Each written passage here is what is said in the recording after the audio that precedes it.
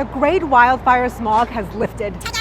You can't see it, but your place is likely coated in the same filth you were trying to avoid by staying indoors. That includes soot and other toxic chemicals that get in through cracks in the windows or opening doors. This can stick around for weeks. It alternates between sticking to the walls and other surfaces and then coming up and floating in the air. It's like a game of molecular ping pong that harms your health. Luckily, these common household items are your friends. Vacuuming and dusting gets the solid particles off of your stuff, like this microscopic tar ball.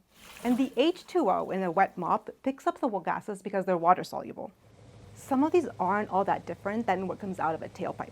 Gross! We spend about 90% of our time indoors, so it's really important to keep the air we breathe in here clean.